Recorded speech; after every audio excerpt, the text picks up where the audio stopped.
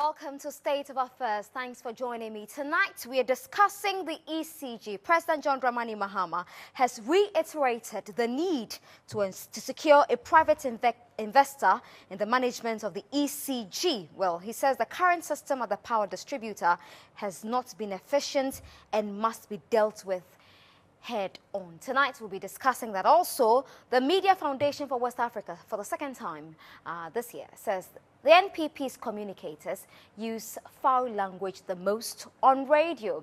Tonight I'll be discussing all of that with Abraham Amaleba, who is a member of the NDC legal team, and also Gary Nimakomafo, also a member of the NPP legal team. Before the two gentlemen join me in the studio to dissect the issues, let's take a look at a couple of stories from our reporters. Now, this may sound odd, but it is absolutely real.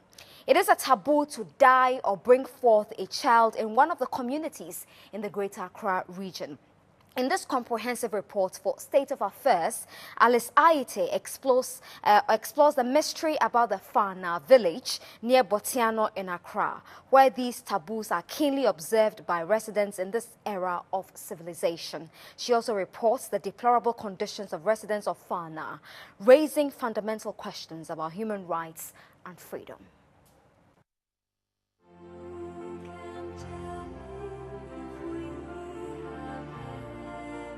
It is about 6 o'clock in the morning, and just like any other children of school-going age across Ghana, children at Fana, an island community near Botiano in the Ga West municipality, prepare for school.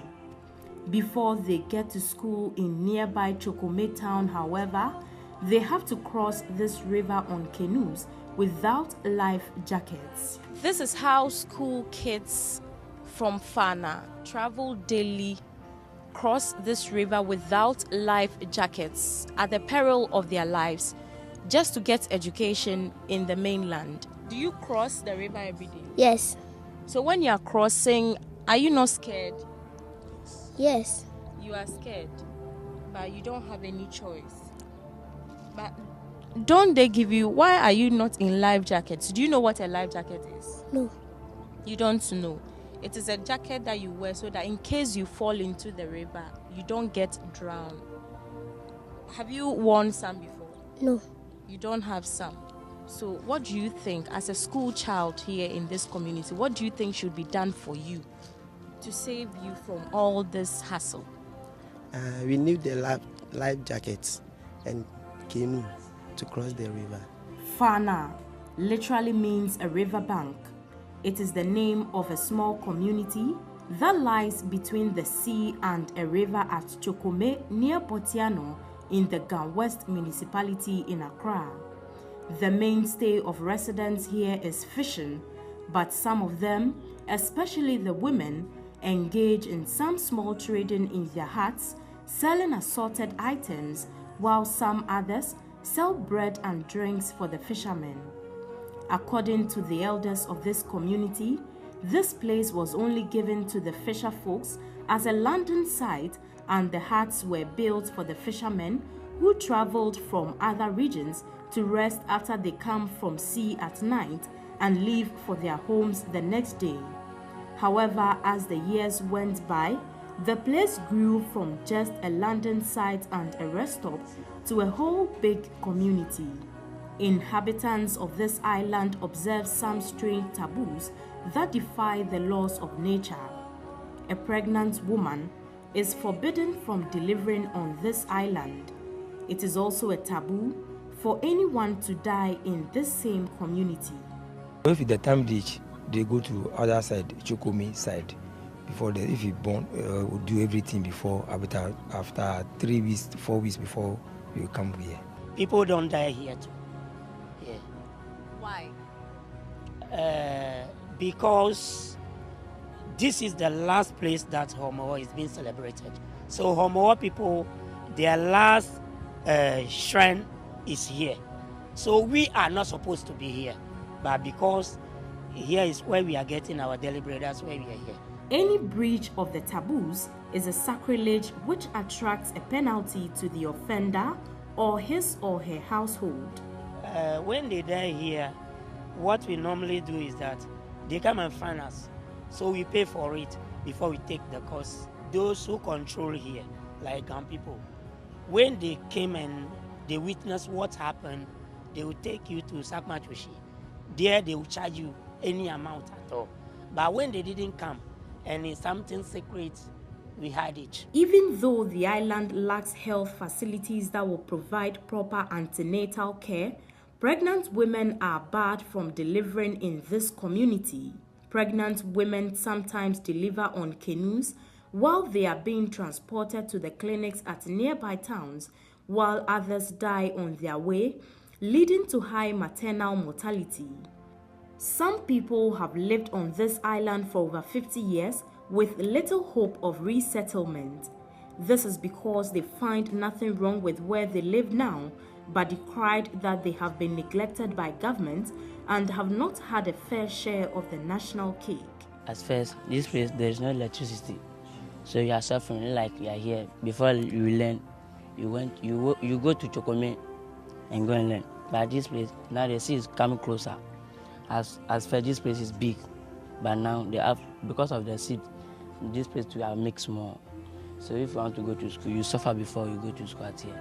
Anytime there is a flood or whenever the sea gets full and rough, most families lose their hearts in the rain or the gushing water, taking along with it valuable property and leaving debris scattered all over the shores in its wake. Despite the countless instances of torrential rains, inhabitants have never been relocated. What some residents here have done is to build their own sea defense walls by heaping or packing sand around their huts to block the water from entering. Some fishermen also send their families to the houses of other fishermen who live in the mainland or to nearby towns. Prior to our visit to the Fana community, we followed the school children to the Chokome MA Basic School, where most of them attend classes. According to the authorities of the school, although they are aware of the dangers the children go through by crossing the river each day without life jackets, there is little they can do to save the situation. It's really a problem. Yes, we have thought of that situation because the children are at risk, but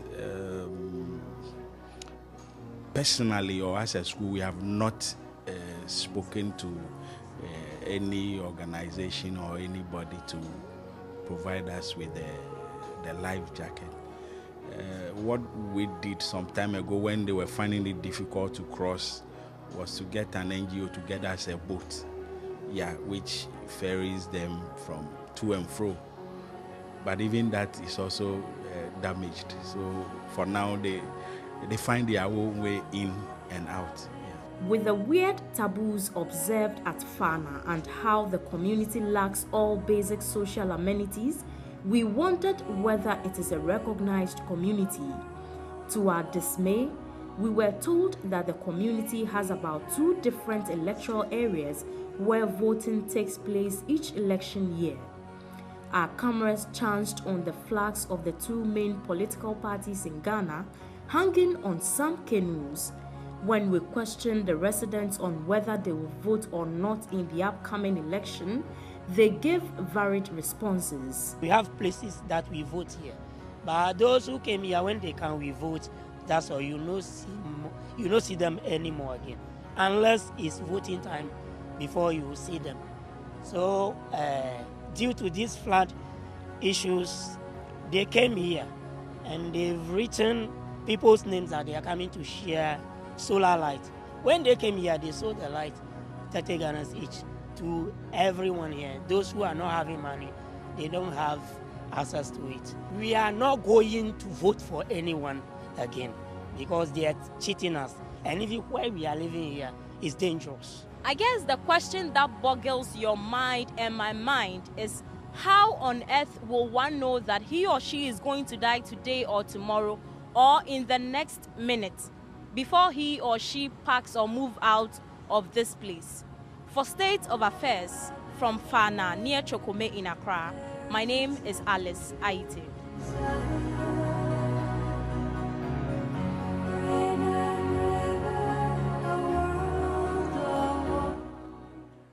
And don't worry if you missed that story, it will be uploaded on YouTube. You catch the entire report by Alice Aite from Fana, right here in the Greater Accra region. We move on to other stories. The hostel of the School of Hygiene at Kolebu Teaching Hospital in Accra has, since its establishment in 1925, not seen any major renovation. Part of the walls of the school are falling off, exposing dangerous metals. We bring you a report by Joseph Armstrong Gold Alogbe and Abena Safwa Kantanka.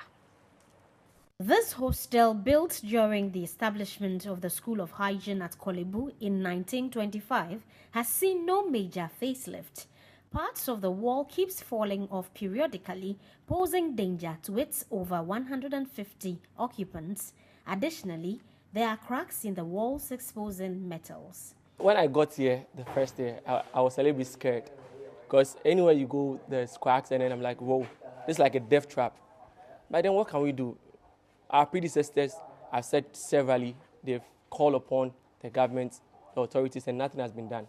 And I've also witnessed it. Many a times we've spoken about it, but it's like we are not being listened to. We have pushed forward for several times by our authorities and then the previous executives. They have pushed, and a lot of media men have come here to capture the things to the public. And as of now, we don't know actually whether we are not part of Ghana or we are not in use for Ghana. So actually whatever we say, they don't value our thoughts. And looking at this dilapidated building, it can collapse at any time. And looking at we being the sanitarians, environmental health officers, we go out to preach the gospel of sanitation. And at the end, when you come to our hostels where we sleep, looking at our bathhouse and then let me say the washroom per se, it's not very good at all. One would expect that a school that trains environmental officers will maintain a high standard of hygiene. However, that is not the story at the School of Hygiene. The washroom of the hostel, for instance, is a bad story to tell. This the students have attributed to the lack of consistent water flow. Our hostel is not in good shape. We feel very bad, and we are also, even though it's not in good shape, we feel very bad, but we are at all costs every week trying to cleanse the place. But doing that too, because it's not in good shape, it normally don't look nice, even though we are trying our best. Attempts to speak to school authorities did not yield any results. We tried reaching the Ministry of Health, however, they are yet to respond to the state of the hostel.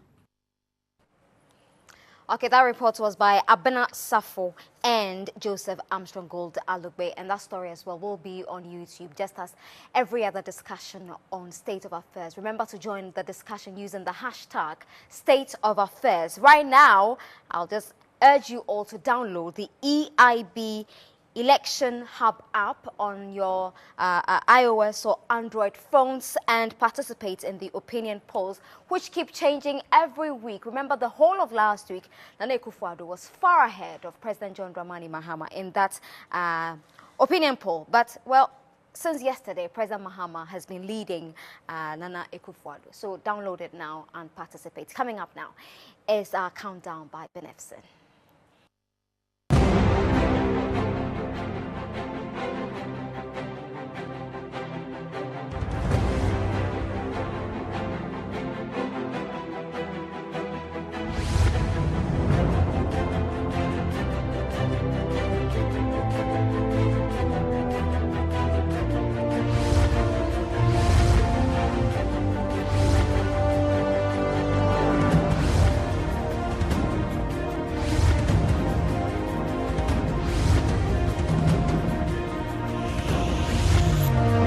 EIB Election Hub. Expect more.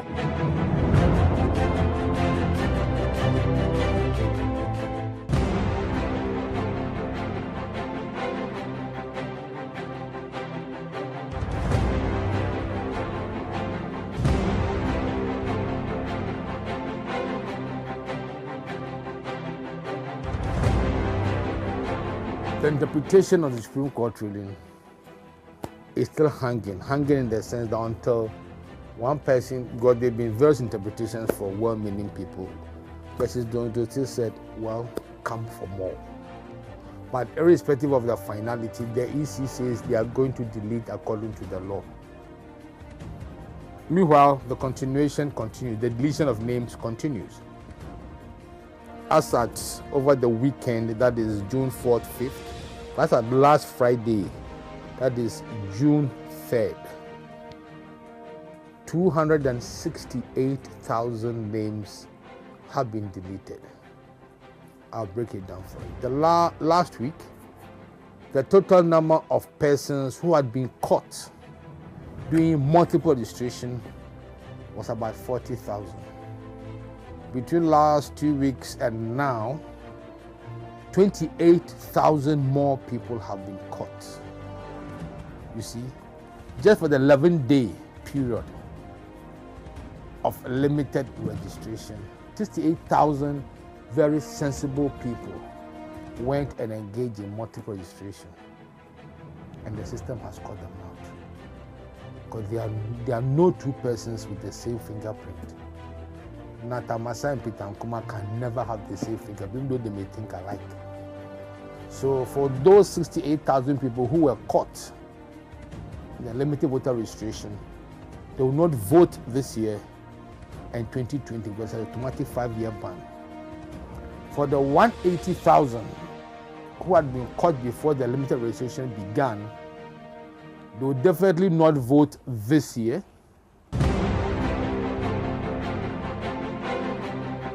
It's good to dream big. I think that this year, I must admit, the MPP is making very serious efforts in the voter region. Now, I must give them some little advice.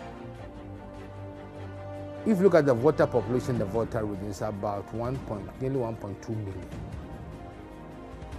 That means if there's even a 70%, I'm talking about total number of voters of 1.6 towards for this year's elections. You must be able to let the people from the voter region, not people in the voter region. The total number of persons from the voter region, as per the 2010 census, is about 3.3 million. They are not all in voter region. So in your targeting people from the region, you might be able to appeal to them beyond those who stay in the region. Like Eastern region, there are 16% of the persons in Eastern region are Ewes. Over 7% of persons in Greater Accra are Ewes. So you must be able to, that targeting people from the voter region, don't be narrow about those who stay there. Just appeal to persons who are from a voter region who are outside the region. And it's a very good strategy to try and get some votes, stabilize what the NDC will get. You doubt they will never get more. The same way as NDC has been also targeting the Ashanti region, which is the MPP's stronghold. 30% will be high. But if they can get 20, they got 12% the last time. If they can get 20%, they would have done themselves a lot of good.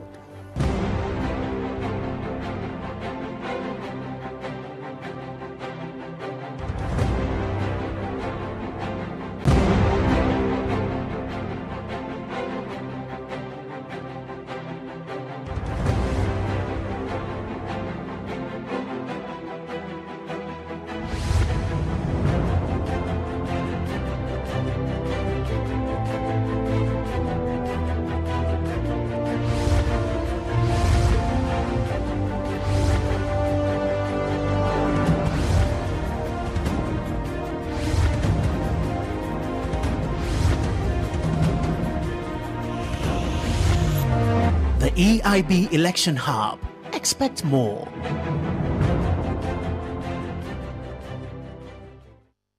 And tomorrow morning, we'll have a new episode of The Countdown on GH Today. Be sure to tune in with Kafu Day and Besodona Harmon. When we come back from this break, Abraham Amaliba and Gary Nimako Mafo will be with me.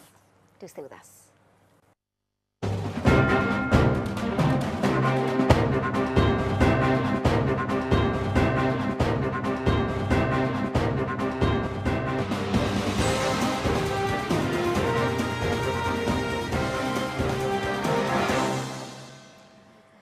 right, you're welcome back to the show. And remember, yes, this is a very interactive show. So we'd like to know what you think about the stories you have seen so far, especially that one on the School of Hygiene and also the Fana community here in the Greater Accra region. Actually, those are the only stories we heard this evening. So let us know what you make of those stories. The gentleman speaking in that Fana story says they will not be voting at all. Well, unfortunately, I don't think Mr. Maliba caught that story.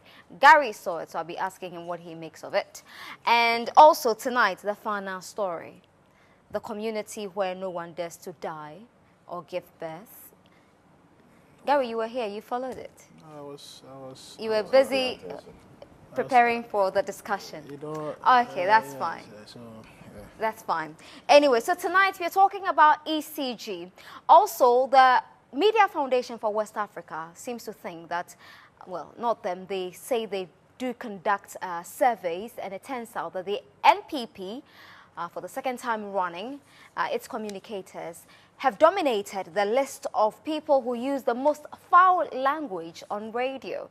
Well, we'll be discussing that as well tonight. But in the meantime, let me tell you exactly what President Mahama has been saying today. He has reiterated the need to secure a private investor in the management of the ECG. According to him, the current system at the power distributor has not been efficient and must be dealt with head-on. He goes on to say that government is currently exploring investors to take over the management of ECG, and the move has been informed by the company's inability to remain solvent over the years. You know, some workers of ECG are kicking against that. It's not just workers of ECG. There are a lot of Ghanaians, some Ghanaians who think that it is not the most viable business idea. Well, the two gentlemen here will help me discuss that issue. You're welcome to the show. Thank you. Okay. Mr. Maliba, I'll start first with you. I mean, you listened to the president today when he attended that MOBEX summit. I mean, not to focus too much on what the president has said. I'm sure you've heard discussions that have come up since he made that comment. What have you made of it so far? You think ECG definitely should go to a private investor or private investors? Let me say good evening to your viewers. The little I know, sitting on a board that has some linkage with the ECG, is that ECG, as we speak today, is heavily in debt. ECG, when you look at the books of ECG, it tells you that this is a company that is running aground. It's not a company that one would say is a going concern. ECG on its own cannot go to any of our banks in Ghana here to get funds or to borrow money, simply because when you look at the books of ECG, it's not encouraging.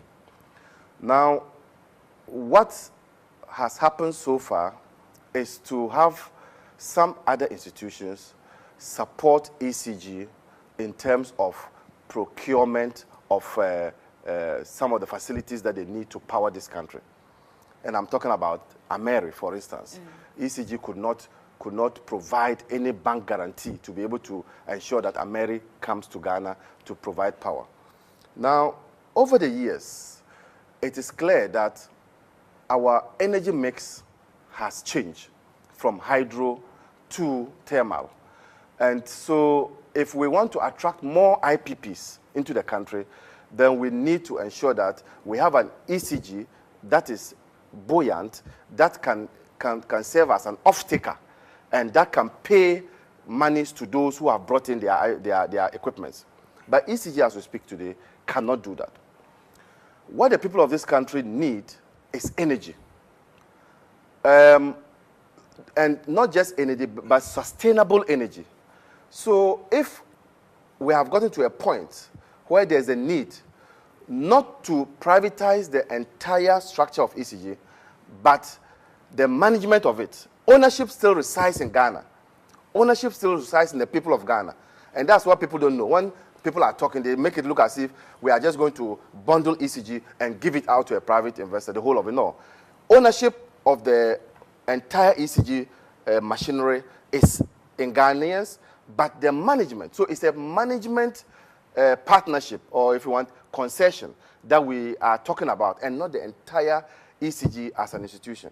Now, if this would bring about improvement in our energy sector, then I think that we should go for it. And that is what the president was talking about. He linked it to the telecommunication sector, where in the past, when the same argument was being made for the privatization of that sector, there were those who were against it, saying that no, you don't need to allow a foreigner to take control of your communication gadgets because it is a danger to society. But we are living witnesses today. We are living witnesses in the sense that today, with the privatization of that sector, we have seen much improvement. You know that those days, a SIM was costing 2 million cedis. Today, that is 200 Ghana cedis. SIMs now go virtually for free. That is the effect of the privatization. So I think that, yes, privatization of the management sector is a good idea. The concerns being raised by workers, which has to do with loss of jobs, has also been taken care of. Under the agreement, no job will be lost in the next 5 years. That doesn't mean that when you misbehave, they will not sack you. In every institution, when you are working there and you don't conduct yourself well, you are a candidate for dismissal. But massive or mass redundancy will not happen, and that people who are already working at ECG will continue to work in there. The fear that they will lose their jobs is a matter that has been dealt with in that agreement. So I think it's a good idea, and if that is what will bring about sustainable energy and to ensure that we have electricity, I will go in for it. Gary. Nana, good evening to your cherished viewers, and my good friend Balaba too, good evening to you. It's been a while since we met on a banter like this. So today has to be a very interesting discussion, though devoid of any rancor. Do you meet often in court? Yes. Oh, we do. But we've not been at the other side. On We the other just, side, yes. when we are climbing stairs. Right. Nana, my friend says that ECG is not solvent. The books are not encouraging. The question I ask myself is that how did they get to where they are now? Now, a company is said to be solvent. What a company, obviously, your books are good. Now, ECG, Nana, they buy the power and they sell the power. The government buys power from the ECG. Government does not pay ECG. As it stands now, if you go to the same books my friend is referring to, government owes ECG huge sums of monies, and government is not paying for it. Now, how then do you turn around and say the company is not solvent? Nana, you run a company. It's a going concern. I come and buy power from you or water from you. I don't pay you. All right? Yet I turn around and say your books are not good. What is the logic? I don't get the logic. Now, you are pushing the agenda for some form of concession or a management contract, so to speak. Because you say, well, those in charge are not doing it well. So the question I ask myself is that why don't you also pay your debt to ECG? If you pay that to ECG and then it's still not functioning well, then we can talk. As it stands now, government is not paying. However, ECG Nana is running around and chasing, low consumers, various homes for them. If you don't pay electricity in you cut the light off. Now look at the difficulty we've had recently with this so-called the meters, which I don't know. Now, if you were paying even 200 Ghana cedis, now I can assure you, the bill is now ×4. I can use my own office as an example. We were paying it's a prepaid. We were paying every month 2,000 Ghana cedis for power. All right.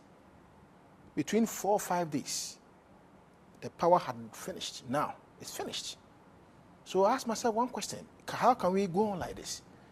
So it simply means that I may have to shut off my air conditioning and use fan because I cannot contain it. The meter has not been changed, but the value of the power given to you has dramatically been reduced. So there are problems, and the problems that they are in, some of them is a result of huge taxes that government has put on power. and the withdrawal of subsidies. Because now government is now saying, well, we can no longer contain. So look, we are withdrawing subsidies as one of the measures to ensure that there's full recovery. So they are pulling the subsidies off. And they have also increased our taxes. So it is not so, so simple to say that, well, ECG's books are not good, they are not functioning well, we are bringing in a third party or somebody to come and take over management. If that person comes over, is government going to pay the debt that it owes ECG? If it is so, why don't you pay it now? Government institutions, government companies, if you go there, even at night, sometimes they leave their condition on to the following morning because they forget. I think President Mahama said that they should make sure prepaid meters are fixed to all government institutions. I don't know whether that policy has been fully implemented, but I doubt. So I think that by and large, we all want a stable power, because without stable power, we cannot have economic development. In fact, when these two studies when they came, all of us were complaining. Because you go home or you are in the office, you can't get light to work. It was a huge problem for all of us. How do we move to ensure that ECG works better to serve Ghanaians? I think we are all for one path, to make sure that it works to serve better for all Ghanaians. But if the government owes the ECG and does not pay, the bottom line is that when these new people take over, is the government going to pay the debt that it owes, or is going to pay the debt to ECG and still ensure that, well, take over the company? So I think that we should look at it carefully. Okay. And then on the job losses, they say for the first 5 years, they are all assured of no job losses. For the first 5 years. For the first 5 years, and the emphasis is mine, for only the first 5 years. So after the 5 years, what happens? Are they going to say that after the 5 years now, well, we can now begin to sack you because we don't need you any longer? Or because a company can say we are doing restructuring. And you cannot compel a company to say that they cannot do restructure. If they think that the people who are in there are too much, of course, if, for instance, job that can be done by let's say, 10 people, and then you have overstarted people like 30, they will obviously downsize. They will downsize. They will not keep them on board. They will downsize. And when you downsize and these people are also not employed, where do you put them? They also come and join the already teeming difficulty we have in the system about unemployment, which I was discussing with my brother before we joined the show. You know, they come and they join the unemployed masses, which also have its own concomitant effect on the system and the economy. So I think we should look at it carefully and then see, long term, the best way forward. Not just 5 years. Beyond the 5 years, what happens? Beyond the 5 years, are they still going to be in to make some living, or are you going to put them somewhere to work? I think we should look at the thing holistically and not limit the debate to say, well, ECV books are not good. ECV is not solvent. If it's not solvent, they say, now who caused them? Okay. Mr. Malibas, a question you should answer. Yes, you see, luckily for us, and I want to take the issue of sacking of workers. Luckily for us, we are not in a situation where ECG is overstaffed. ECG is not overstaffed at all. Indeed, when you ask the staff there and the association, the workers association there, they will tell you that ECG still needs people to work in other sectors within the corporation. So ECG is not overstaffed for you to be talking about them being laid off. What is going to happen is that under the contract, the first 5 years requires that those who are going to manage the ECG would be able to retrain the local staff, those who are already in the system, so as to designate them to other areas that need those assistance, or those areas that need people to occupy. So we are not going to have a situation where there will be a time that some people will be laid off, because ECG, as we speak now, is not overstaffed. They even need more people. But this management contract will rather ensure that the private investor would retrain the people already in the system who need to go to other sectors that are not staffed. So there's not going to be anything like that. And that is, their work is secured. For the first 5 years, it's secured. beyond the first 5 years, That's what I'm saying. what happens? That's what I explained to you. They are not going to be removed because ECG still needs more people to work in there. So they'll be moved to other areas. They will move to other areas because ECG needs areas even such more. as where? I'm not a frontline staff of ECG. Okay. I cannot tell you that in this department or that department. I'm just telling you. No, but I mean, it's the entire organization. It is ECG. Yes. So if you say they're training people in the first 5 years, and then after the first 5 years, they're going to move them. I mean, where? Move them where? I'm saying that in the same organization. Let's go gradually. Okay. ECG is not overstaffed. It is not. And ECG, as we speak now, needs more people to occupy other sectors within the organization. So after 5 years, they'll be employing more people. They even employ more people. Indeed. Why? When there's private sector participation, there's expansion because it leads to people being employed more. And so ECG, as we speak, is not overstaffed. They need more staff. And so there's not going to be a situation where they will sack people from no one will be laid off? Not at all. Not at all. If you want, you can call the association. The association. Yes. They will tell you that ECG is not overstaffed. Okay. And that they will need even more people to work in there. Okay. The next issue has to do with government owing. Yeah. See, ECG also owes government. Government has retooled. Government has retooled ECG. And ECG is supposed to pay for the retooling of the ECG. But where do they get the money when you are indebted? So what we do? So what we do? Exactly. So what we have to do? What we have to do is to ensure that we do an audit, isn't it? Yes. Is that the right word? Yes. To do an audit to see where who owes who. You reconcile the figures. Reconcile the figures. But they have been saying that who owes. No. Government cannot be going out. Do you have any idea how much this retooling costs government? No, I have no idea. Okay. But the principle is that they have been retooled and they will have to work and pay. But they are not able to do that because their books are reading red. Now, if you say government owes owes them, of government's indebtedness. good. So let's do the what's the word? The reconciliation of who owes who, and then at the end of the day, we'll know whether government actually owes or ECG owes. But this point has been made well over and over and over again. Which point? That government owes ECG. Oh, is it because government doesn't also go onto the rooftops and say that wait a minute. It is ECG and government, no, but it came even in Parliament, all right? That government owes ECG. Now the question is, if you owe a company and you see the same company is not solvent, I don't get the argument. You've made that point. And I'm the one who has brought in a new introduction into this matter. That ECG government owes you. ECG also owes government. And that we have to do reconciliation. Yes.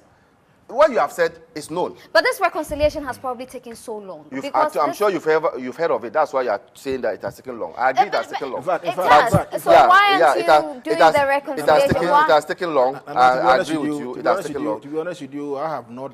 You don't buy into it. I have not. He has not heard. He doesn't know aware that there has been any retooling. And for that, because when you listen to ECG officials, not official, but I mean some of the workers, they tell you that their equipment are quite archaic. So, how long was this retooling done? When was it done? Just today in Parliament, Jenapo, the Deputy Minister, talked about government acquiring meters for ECG. That alone. So the meters is a retooling, or is just one of them? Okay, so transformers. But the meters they said was acquired. Transformers. No, the transformers. The meter they say was acquired through internal generated fund of ECG. So it is not from government? Yes, that's what Jenapo was saying. I heard him say that, so Mr. Amali, this is not government? Yes, so the money that they used was money emanating from IGF, not from government giving them the money. And that, it was very clear in Parliament. You heard it in a different way. I also heard it that government has procured meters for ECG. And the money emanated from IGF. No. ECG's own. No. Look, I have Jenapo's number. Can you call him? Okay, we are going to call Samwaki, please get John Jenapo to clarify the point on the phone immediately. Yes. Anyway, so that is it. I'm just saying that we need to do some reconciliation to know who actually owes who and to see where we'll have to say that there will be a refund or who will pay who. But it is clear that ECG also owes government because government has retooled ECG. But if government had not retooled ECG, you think that ECG could have been functioning up to now? How about the meters, the transformers? Have you heard of areas where transformers have blown up and they will have to be replaced? This is all part of it. So are you trying to tell us that if a transformer blows, then the ECG itself should fix it? They should get their own equipment. That's what you're saying. They should get the government have procured all these things for them. Okay. But they will have to pay government back. And that is where they have. But are they making enough money to pay? Exactly. They are not. So they are not. So that debt still is in their books. But the reconciliation will resolve the matter. The reconciliation will resolve the matter. You see, I think that basically going forward, we have to find a way to ensure that government, led by President Mahama, will pay debts owed legitimately and they are due to ECG to pay. You see, if really you live in your little cottage and you owe about 50 Ghana cedi electricity bill, how they will rush with their machines to come and disconnect you. And they will so disconnect. Now, if you are in a prepaid regime, you also not get power because you have not paid. Now, sometimes what is even worrisome is that the light can even go off. When the light comes back, your power in the meter will immediately exhaust. I don't know how that is working. But you are you following me? But you know that the government has set up a committee to investigate this matter. Let me land. PURC has asked ECG to stop the billing. They have not stopped. They have. And they have not stopped. They have not stopped. Now, let's wait for the committee's work to see what is the problem. There's this issue of the meters not being. They say they have not been calibrated. So the committee's work would throw more light on what is the real cause of the meters running berserk. So you see, government is dealing with the matter. You see, Nana. PURC has asked that they should stop the billing, isn't it? Today you heard the workers rather telling PURC not to withdraw that order. If they have not stopped, why would the workers ask that they should? So I just saw how much exactly government owes ECG. 900 million cedis. Yes. Where's the money? 900 million cedis. Yes. And we are told that government is expected to make public a road map to settle that debt, which has spanned many years, or which spans many years. Nana. And if you owe a company 900 million Ghana cedis, and you say the company is not solvent, you yourself, you owe the company 900 million Ghana cedis. You say the company is not solvent, and for that reason, you want to bring in third parties to come and manage the company. What's the logic? That is where I don't understand.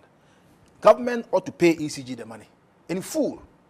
And then they can I think settle ECG should have taken government to court by now to recover the money from government with interest. Because these monies have been owed, they have been outstanding. How do you know? There's supposed to be Amaleba. This is a reconciliation. Are you not aware that ECG also owes government? Amaleba, please. Let's have a decent discussion here. This, your so-called retooling, I'm hearing for the first time on this show. In fact, you have not given us the source of the information. Neither have you brought any document to show that, oh, look, the retooling or whatever is from this. Now you have not shown any document. You haven't shown it. No, please. So you make a statement. You make the statement. And then you must prove it by documentary evidence, so that we can at least our audience will know that Amaleba said this. There's a retooling work which has been done by government. Did the paper? Then we all know. So when you as far as we are concerned, which paper did you show here? As far as we are concerned, which paper did you show here? Nana that ECG government owes ECG. Oh, the 900 million. No, where is it? Where's your document? No. Which where are you? The government owes ECG. Yes, where is his document? He said, I've not brought a document. Oh, but that one, even the ECG officials, the associations have all been talking about it. The government is highly indebted to their organization. And you are not I mean, that's an open secret. I'm asking him. That he should give you a source. Evidence. It's because he hasn't heard of this retooling. Because you're saying... But Nanaba, you are in the media. You know this. Yes. So when he's speaking this way, he may not know everything. When he gets up and he's going to his court, he won't know. So you, who also know about this, is to inform him. Nanaba has just said he knows anything about this. About what the reconciliation. About retooling. No, after the retooling, I know some retooling has been done. But I'm asking, How much has been spent on that retooling? No, he's asking me of documentary proof. Which equipment exactly was bought for ECG? And you know, you said you are owing ECG 900 million cedis. Did the retooling cost 700 million? That is the reconciliation. Million? Nana, you ask me this question, we'll stay here till Dakilon comes. I know. That is the reconciliation that will resolve the matter. I know. Yes. But the question he asked you is still hanging. Which is? If you bring in a private investor today, how are you going to settle? You are still going to go with this reconciliation story? Or the money, who pay the money? It will be different. The money we write off the debt. Who pay the money to ECG? The details of the agreement is what I don't know. But sometimes the investor would buy the company without the debt, and then you can pay the debt, or they will buy with the debt and reduce the amount that they are supposed to pay. It depends on the details of the agreement. You know that. You know, you are a lawyer, you know that. But Mr. Melba, since you have so much information, you know, I asked you, you know, one question. Which is what? You said it will keep us here for a very long time, but I wish you could. The reconciliation must be done. When? When? Yeah. Yes. When? But unfortunately, they've now appointed me the minister of. Well, you know all about the retooling. So if the reconciliation is not being done, it's a legitimate question to ask, and I'll assist you to ask when is this going to be done. I'm also interested in it. Okay. Yes. Nana, Gary, yes. Nana, I think that the way things are being managed in the country is all part of these problems ECG is experiencing. It is very clear that the system itself is not functioning, it's not working. These are some of the remnants that you see. It's very clear. Now, I'm making the point, and that point is being made over and over. Government ought to pay ECG the debt it owes ECG to make sure ECG is functional and put on its proper, you know, toes. Again, the increment in the taxes that have been put up is one of the reasons why we are experiencing these incremental bills. It's very clear. And government itself is gradually taking itself or winning itself off from, you know, subsidizing electricity. It's very clear. It's part of the conditions of this IMF business that we are involved in. It's part of the conditions that with time, government must win itself off petrol, win itself off utilities, and more or less make sure that the consumer, you will have to pay for everything that you consume. And then they will come and tell us that, well, we want to take some money to subsidize certain areas which we think are quite more deprived than others. And then we will not subsidize anything for anybody. That is a point that we must make. So clearly, I think this all boils down to the management or bad economic management of the government that is in office.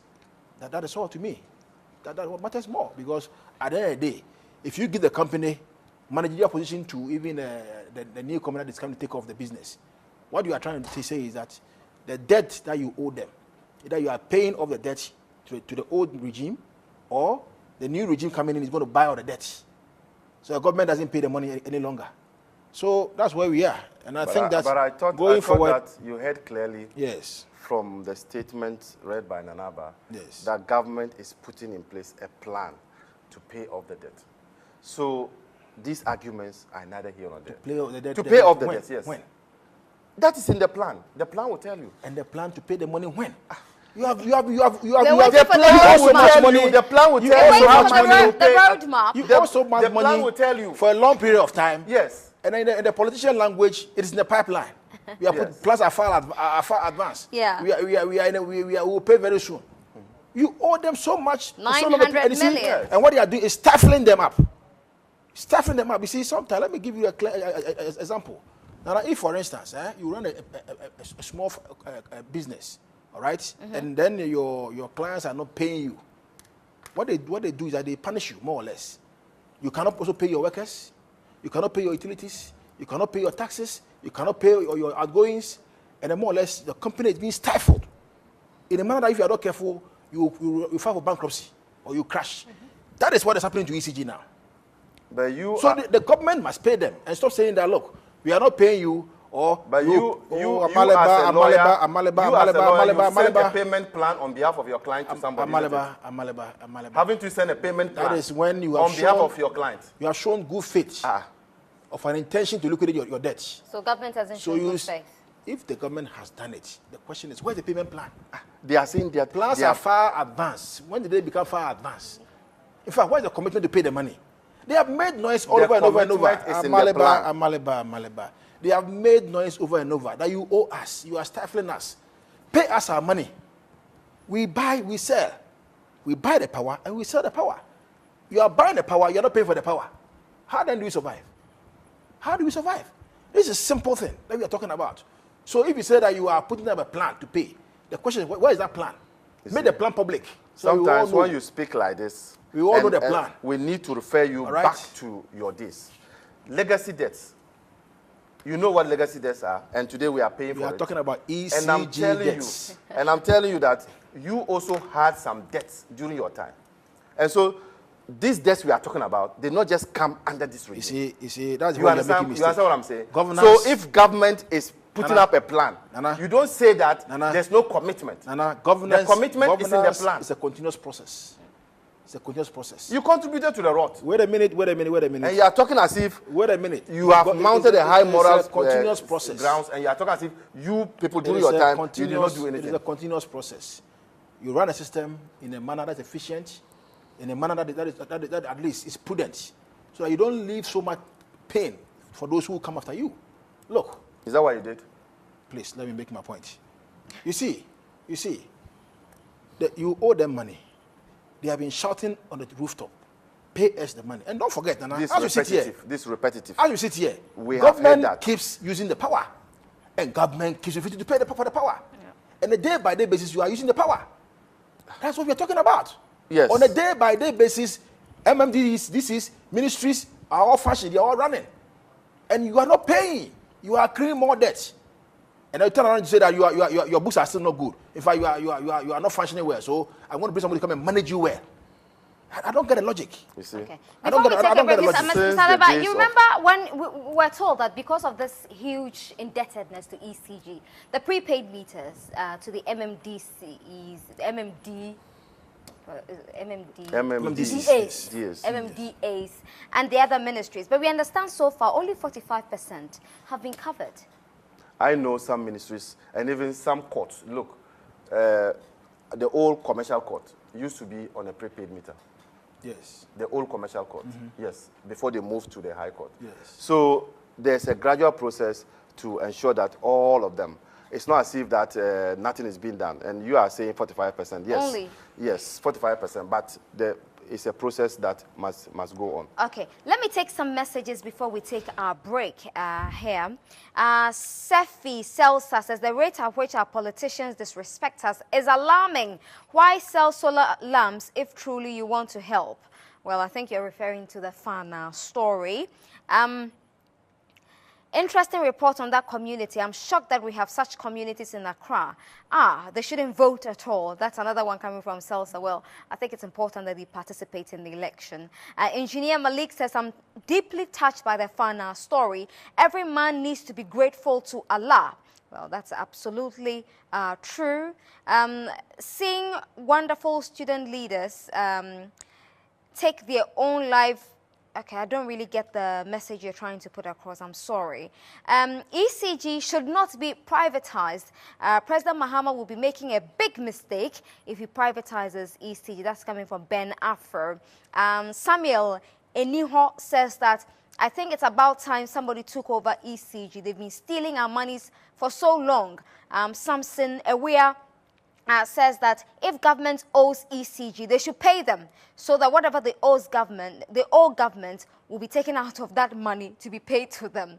No point in reconciling. Well, I think it's a basic process that is done. Well, these messages are brought to you by kind courtesy of MTN. Everywhere you go, I've seen that my timeline is choked with a lot of messages about ECG. Well, when we come back, we'll try and speak to John Jinapo if we get him on the phone. But in the meantime, let's think about what the Media Foundation for West Africa has been saying, that the NPP's communicators are using foul language on radio more than any other communicator in this country. Gary doesn't use foul language, so who exactly is using the foul language in the NPP? We'll find out shortly. Hello everybody, my name is John Benjamin. I'm the British High Commissioner. Keep watching State of Affairs on GH1.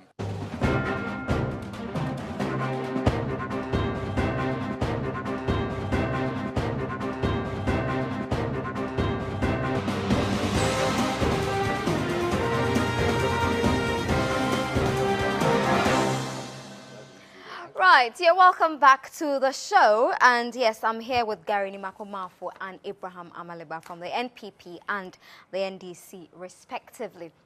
Okay, so today the Media Foundation for West Africa actually released another report that suggested that the NPP's communicators use foul language a lot more than any other party's communicators on radio. Before we even start talking about that, there's a message here from Jerry Coleman, who says that if ECG cannot disconnect ministries, departments and agencies for bills owed them and are quick to disconnect ordinary consumers who owe as little as 50 Ghana cedis, and I guess it makes them really inefficient, like the president said. Well, that's a message from Jerry Coleman. So we're going to discuss the Media Foundation for West Africa and also the other story that has been dominating the headlines since morning. That was a comment from Peter McMenu in Takoradi recently. That I see you nodding happily. Oh, yes. It's an issue you really, really want to discuss. I'm But not Mr. happy. Let me ask you one question. You know, what is the concept? That we all know that elections are declared only by the Electoral Commission, the chairman of the Electoral Commission, or the chairperson, as the, you know, the one who leads the election. She's the only one who has the authority to declare election results. But over the years, even before the EC has come out to say that this party has won or that party has won, all of you parties do collation of results. So you do have an idea if you're winning or not winning. So what is the big deal with what Mr. McMenu said in Takoradi? The big deal is not about collation. The big deal is about declaration, saying that as a result of that, a political party has 51%, so it has been declared winner. That is the problem.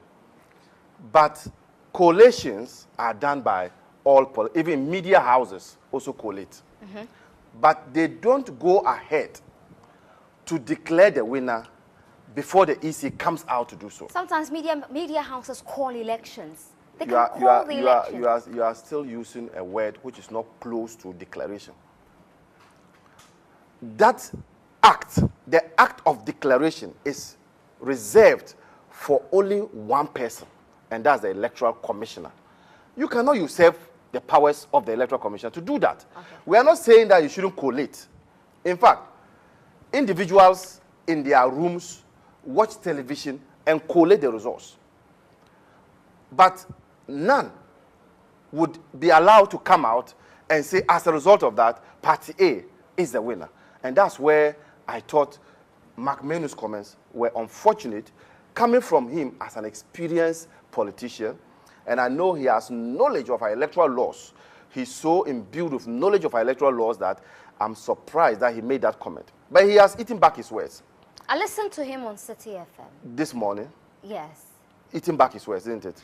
He said he didn't use... He didn't use that, but there's a tape where he made a point that they will declare their own results. No IGP can stop, no chief can stop him. Well, I haven't listened to that tape. No Kominini can stop him. Have you listened to the tape? Very well.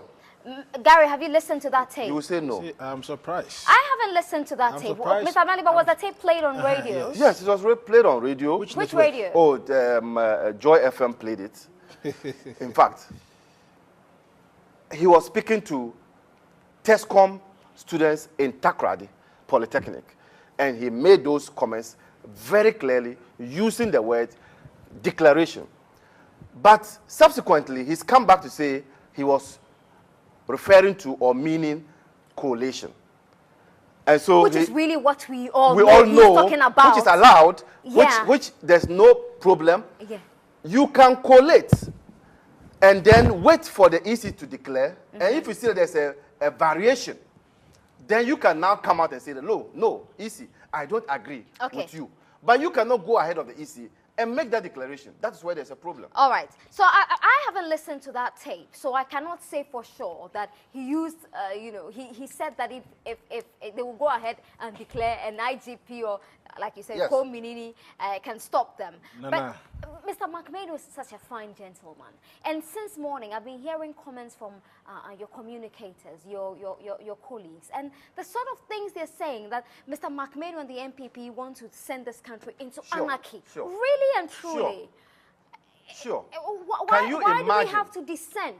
Can you imagine? That low. Can you imagine that McMahon comes out to declare, and they've done it before, 2004. At the Castle Gardens. Oh, okay. The late, may his soul rest in peace, Jake Obechibilamte did that. This time we will not allow that.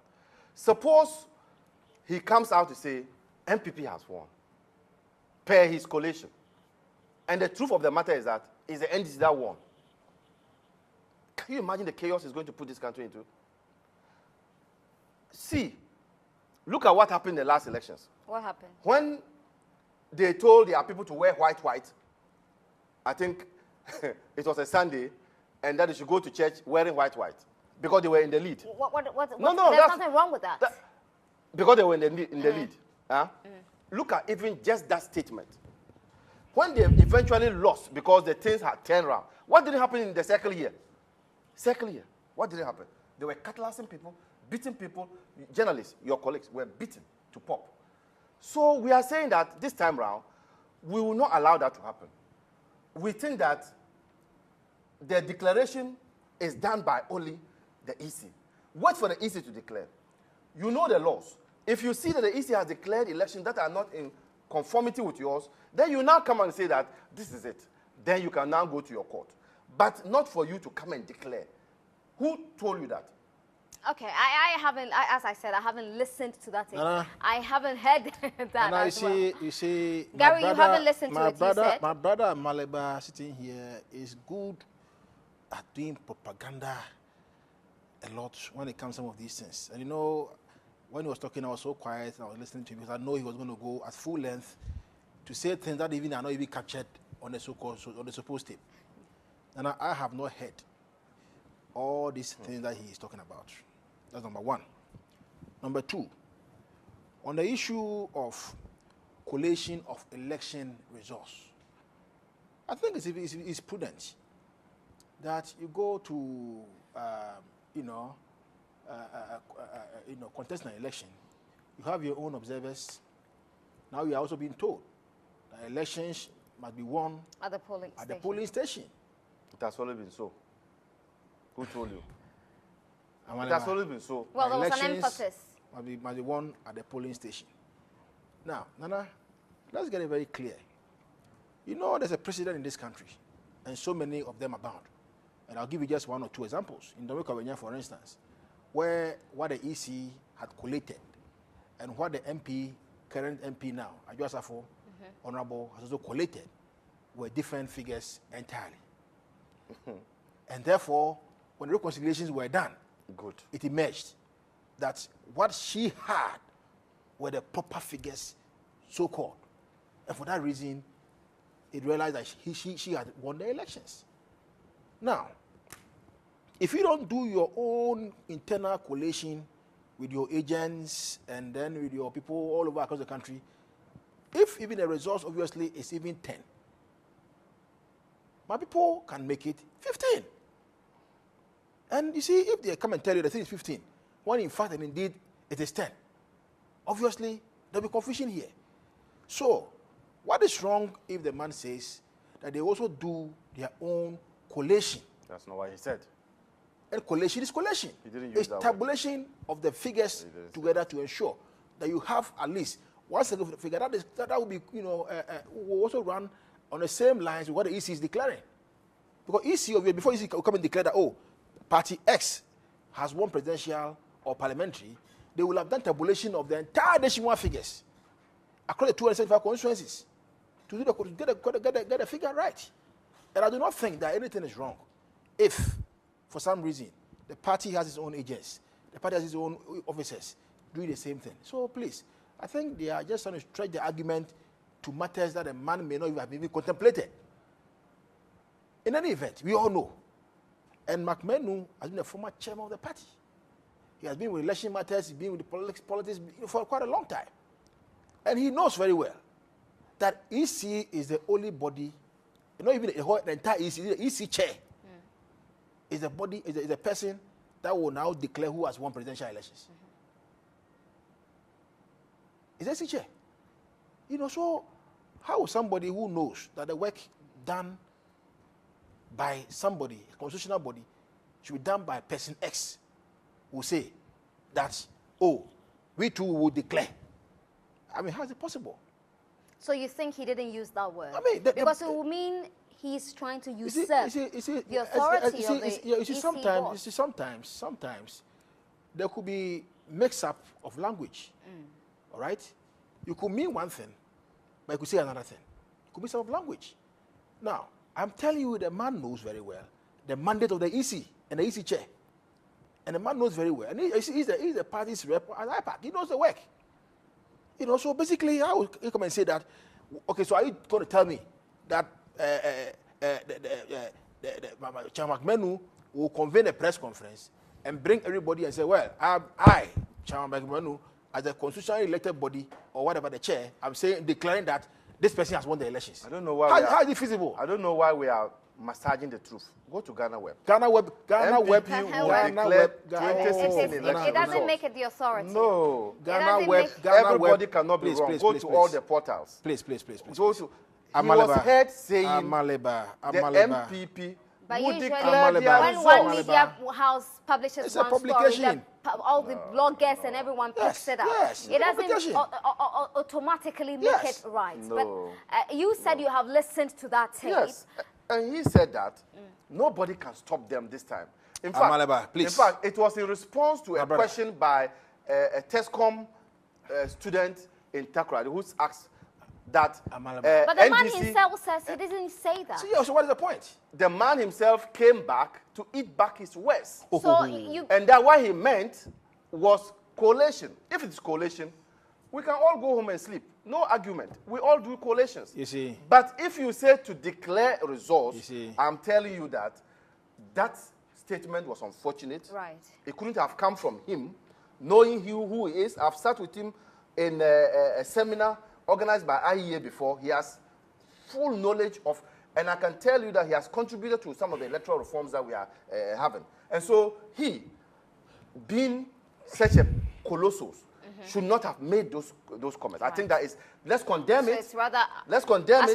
It's rather unfortunate. It's unfortunate. It's below the belt. If it is any other person, I could have said that, oh, I understand. But not coming. He's one of the moderates in the MPP, and I don't think that he should go that way. That is why I'm telling you that that statement that you claim that he said he made, he himself obviously might know. Even tell us. Look. The viewers will tell us. Now let's not push this matter.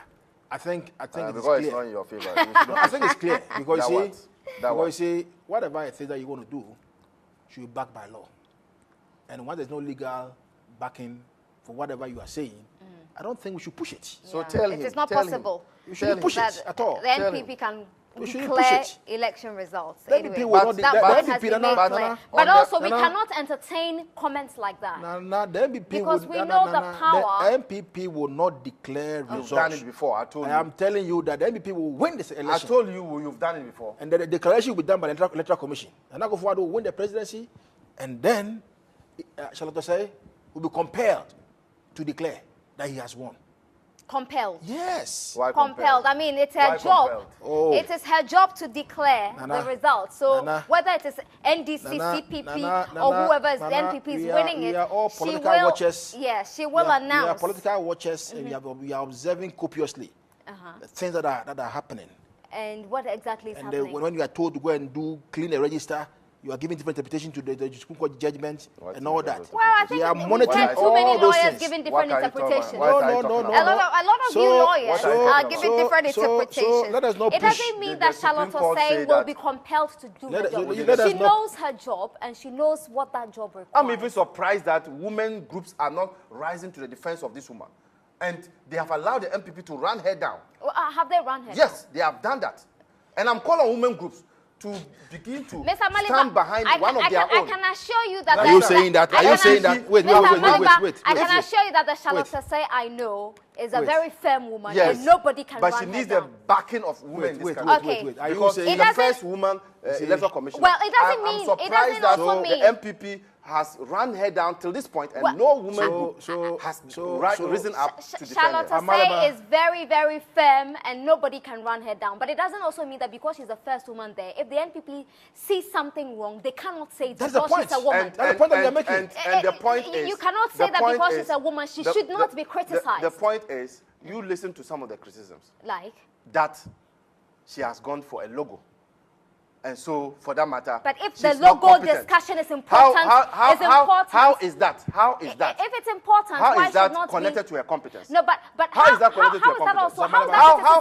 How has the logo prevented the voting? How has that discussion affected her as a woman? I mean, because she's a woman. Oh, because she's strong in her mentality. She's very, we should allow her. Very you need to support woman. her. Of course, I support her. But not you as a person. But I'm just saying that. I'm just saying that you are not saying, because I don't think Charlotte Esai is looking for sympathy from any man. She's there. She knows her job, and you're not also saying that because she's a woman, she should not be criticized. I'm saying that some of the criticisms are not founded on the logo matter is a case in point. Logo are doing logo at a time when it's not necessary. Oh, at a time when you say EC, EC's fans. Who determines what is EC's funding? Who determines what is necessary? Wait a minute. So you tell Nanaba what you are saying that EC's funding. Nanaba, who determines what EC's funding? Mr. Maliba, you know how you have your budget. You are using money to go do your logo. If I come to your office and tell you how to work, would you agree? Mr. Maliba, are you saying that the woman doesn't know when it's necessary to roll out? Of course. That is not what he's saying. That's what he's saying. No, that's not what he's saying. You're trying to say that the logo discussion is trivial. But it is not trivial. It's trivial. No, it is not trivial. Has the logo enhanced any of the work? Has the logo too prevented people from going to vote? Has the logo prevented people from going to vote? Look, Amaliba, answer me. Let me tell you. The logo business was a no. Look at them. So no. It is when they want something. At the time when you are complaining, when they want something, you are complaining that look. Every political party has a right to criticize anyone, irrespective of the agenda. So don't say that the women's group should. I mean, Dr. Farijan was also criticized. Your party criticized him at some point. Did you say the men's group should get up and defend him and support him? Women don't want to be treated that way. We don't want sympathy from any man. So be advised accordingly. Yes. Be advised accordingly, Amaliba. So we don't want sympathy. As women accordingly. It comes with the terrain. If you find that, she herself if you find that one of your own is being run down like the MPP is doing, the heat is too much, you should get out of the kitchen. You hear? Well, that's not that's not a cool thing to say either. You hear more. Look at the comments. The kitchen is not hot for her. She's on top of her job. Yeah, so that you do the She's on top of her job, and she will deliver her job. Yes, but she is not. She is not close to criticism. But are you surprised at the foul language that they are being criticized for? Oh, this is where you take it out. Are you surprised? We'll be back from this. The foul language.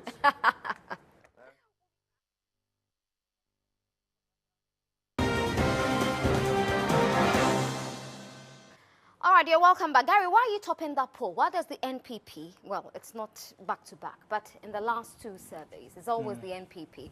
I mean, what sort of foul language are you using? What sort of communicators do you have? The communicators who've been on my show, the NPP men and women who've been on my show, do not use foul language. Very decent men and women. So, well, I do not know where Media Foundation for West Africa is getting the statistics to do this survey. So, I really do not know the source of this information. Now, when they say MPP communicators, do they mean official designated officers of the party who have been authorized, so to speak for the party? Like persons like me sitting here talking. Well, it's up to you, the party, to sanitize that system. Yeah. Now you let me, because we need to question it a bit to find out. Or persons who possibly might phone into a radio program and say they are MPP serial callers or whatever it might be, you know, and say, well, we are also members of the party, and maybe or sympathizers of the party, and we are making a commentary on a certain show which is ongoing. Let's not forget, that most of the times, certain persons might phone into a program. They may describe themselves as members of NDC, or members of MPP, or members of PNC, or PPP, but they may actually not be members of the party. So, I do not know whether these are known individuals who, did the list come with the names of the persons who they say they are MPP people? Because at least, if for instance this survey is coming out, at least they should know that person X, person Y, who has been authorized to speak for the party, using a language which is not decorous, a language which is not decent, and therefore the party must sanction that person. I think that will have moved a notch higher. So that the party itself, in doing its own assessment, with the director of communications sitting there, will say, well, we sent person X to this station to go and speak for the party. But his language is such that it's a foul language, and we don't think that that views or that language of the person represents the image of the party. And therefore, you have been sanctioned, or you no longer speak for the party, or that sort of thing.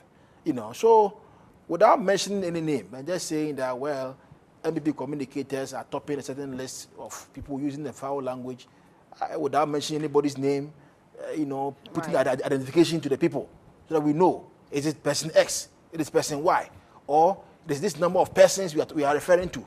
But this generalized statement like that, it becomes difficult for me to really accept hook, line, and sinker, because I must know and put the face to the names of persons who obviously are speaking in a manner which, in my view, or which in the view of Media Foundation, they think that those people views, or they are talking, or the way they speak, obviously is in a bad light.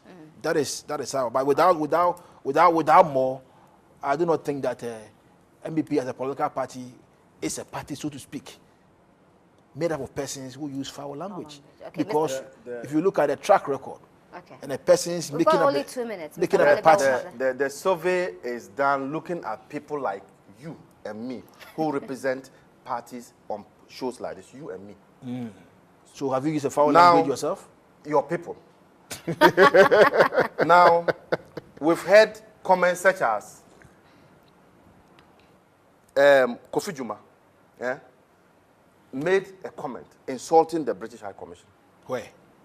On Neat FM. I don't he want called to him a them. fool. That why should the British bring such a fool here? Huh? And that's unfortunate.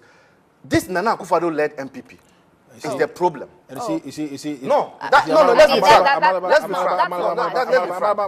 frank. Look at the period that. Why are you bringing Nana Akufo-Addo's name? That is, he is the leader now today. But the communicators. He is the leader today. If a communicator we should have heard him. We should have heard him condemning, particularly the insult on the British High Commission itself is derogatory. What it is? I'm saying that the Nana Akufo-Addo, this Nana. No, you said this Nana Akufo-Addo. This Nana Akufo-Addo is derogatory. This one. No, it's derogatory. How? It's derogatory. This one, the MPP that we know today, led by Nana Akufo-Addo, that's what it's meant by this Nana Akufo-Addo.